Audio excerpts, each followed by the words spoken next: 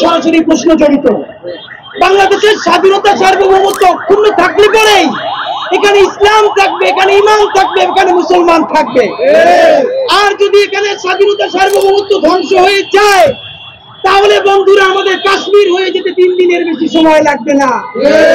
তাই এই রাষ্ট্র টিকিয়ে রাখার দায়িত্ব যেহেতু সব থেকে বড় দায়িত্ব মুসলমানের, সে পরিবারের বড় ভাই হিসেবে তাকেই সব থেকে ত্যাগটা স্বীকার করতে হবে। আমাদের আর কিছু করার নাই ভাইরা। আমরা যারা পরিবারের বড় সন্তান আপনারা জানেন, ওই পরিবারের অক্ষুণ্ণতা ধরে রাখার জন্য তারাই বারবার ত্যাগ করতে হয়। এখানের মুসলমানরা হলো বাংলাদেশ নামক রাষ্ট্রের সব থেকে গুরুত্বপূর্ণ স্বাধীন সার্বভৌম সন্তান। সুতরাং তারা বাঁচাই রাখার জন্য তারাই বারবার ত্যাগ করতে হবে, কারণ এই রাষ্ট্র যদি ধ্বংস হয়ে যায় তাহলে অন্যদের কোনো দুঃখ নাই, তারা আনন্দই পাবে। আপনাদেরকে আর একটা কথা আজকে বলি, বাংলাদেশের মুসলমানদের একটা সমস্যা হইলো তারা কোথায় কোথায় বলে তারা 90%। ভাই এই 90% থেকে বের হয়ে আসেন। আপনি যতদিন না পর্যন্ত বুঝবেন এই 90% বলার মধ্য দিয়েই আপনার চাইতে ধরা হয়েছে, ততদিন আপনি এখানে কিছুই করতে পারবেন না।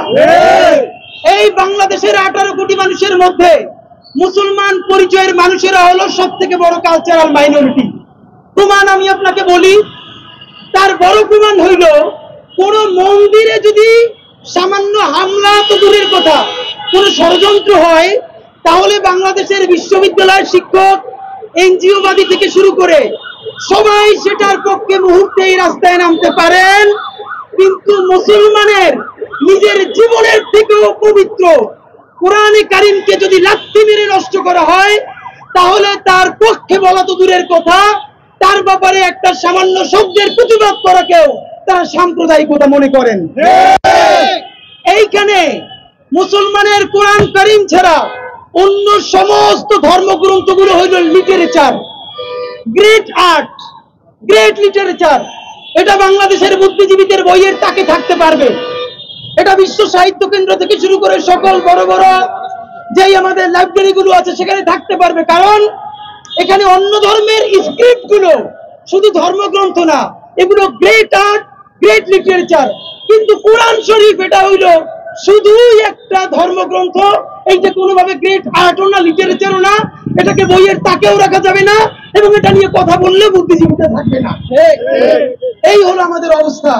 বাংলাদেশের মুসলমান হইল 90% পপুলেশন উইথ 9% পাওয়ার। তার এই সমাজে কোনো স্টেক নাই, তার কোনো মালিকেরা নাই, তার কোনো শরিকেরা নাই। বন্ধুরা একটা কথা বলে আপনাদেরকে শেষ করতে চাই, এই যে দুর্গাপূজায় কোনো ধরনের ঝামেলা করতে পারলো না দিল্লির দোসরেরা, আওয়ামী লীগের গণহত্যাকারীরা, এই মাসে জুলাই সনদ বাস্তবায়নের জন্য সব থেকে গুরুত্বপূর্ণ মাস।